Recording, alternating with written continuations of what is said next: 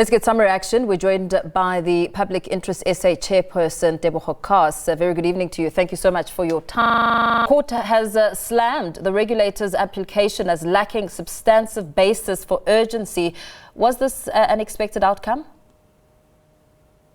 Well, certainly it was, insofar as we are concerned, because the whole litigation or action actually stood to fall on the basis of urgency. As you rightly captured in your intro, the department, the judge found that the department had more than a year, in fact, more than 2 years. Remember, to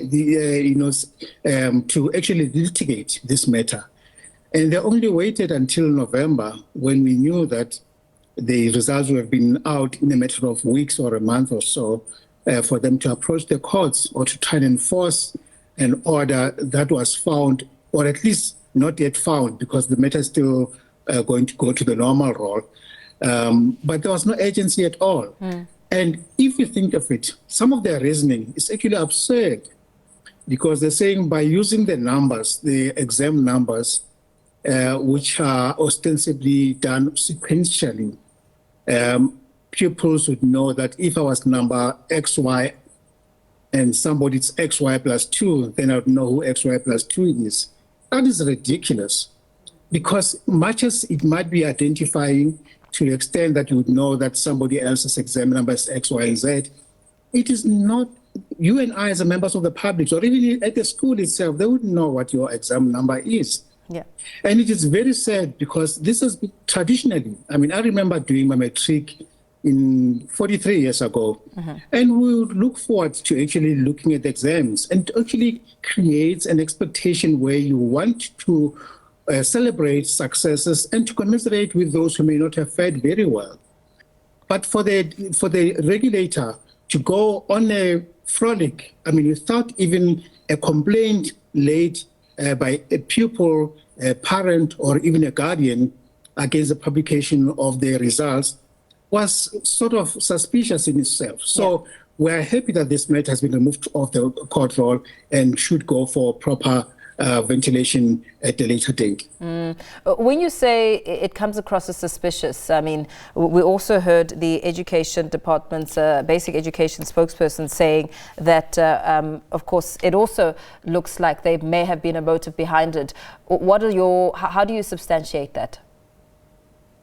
Well, it's all left to conjecture, absent reason, but suffice to say that it is clear that there is no there's no skin in the game insofar as those who are litigating from the Information Regulator. By that I mean, they don't suffer any financial consequences for the unfruitful and wasteful litigation that they've embarked on, because it is you and I as taxpayers who are going to end up footing up the costs that have been awarded against the regulator on something that ought not to have been in court. So it is suspicious that, in the sense that if they had factored in the fact that they may have been open to cost in a personal capacity, they probably would not have gone there. And also, I think it's just a matter of flexing power in an unusual and rather grandiose fashion, where the regulator wanted to flex his muscle and say, look, we are overseeing the POPI Act, and therefore we can do as we please without regard of the absurdity of the litigation itself. So there's just a suspicion on two fronts as far as we're concerned. We heard the judge talking today about how the publication of the results lies more in a disagreement between the parties, the regulator and the Department of Education, as there have been no complaints by pupils in terms of the papaya laid with her, and with no indication of prejudice to learners. What kind of discomfort do you think this creates? Well, first of all, I think there should be lessons, and there must be a lesson by the Information Regulator. If anything, I would think twice if I were the Information Regulator to proceed with the litigation. In fact, I would abandon the litigation to the extent that there are avenues available, intergovernmental avenues that are available as a first instance for them to try and resolve any disagreements with the Department of Basic Education. And to the extent that that has not seemingly happened, it raises questions as to what is the motive here?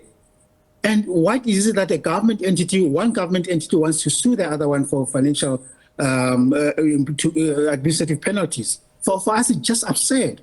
So lessons must be learned, especially insofar as the Information Regulator is concerned, because there are many instances where POPI Act has been abused and information misused, but we've seen the Information Regulator not acting at all.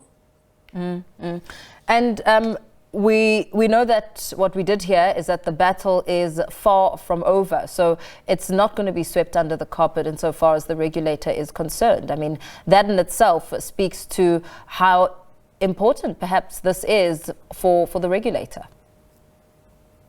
Oh, well, I would say the regulator just basically been driven by ego more than anything. This is an egoistic trip, to try and save face. But I think we appeal for calm minds and cool heads to prevail, to ensure that the provisions of POPI Act, while we believe that they're important so far as they safeguard personal information and are a cornerstone of South Africa's effort to curtail corruption and data misuse, the executives and those responsible for its enforcement must take a deep breath and figure out, is it the way to actually go about doing business? And to make sure that they go about it the right way. Because linked to the POPI Act, for example, is a RICA Act, where we know that information is being used to RICA SIM cards, which are used for fraud, money laundering, and so forth. And yet information that is freely available, we haven't had the Information Regulator weigh in insofar as that aspect is concerned, which today has led to South Africa, or contributed to South Africa's continued grey listing by the international authorities. Here I'm talking to the Financial Action Task Force. Yes. Very well. Thank you so much for weighing in on this discussion. Of course, getting some reaction there on the outcome of the court. Public Interest SA Chairperson Tebogo Khaas.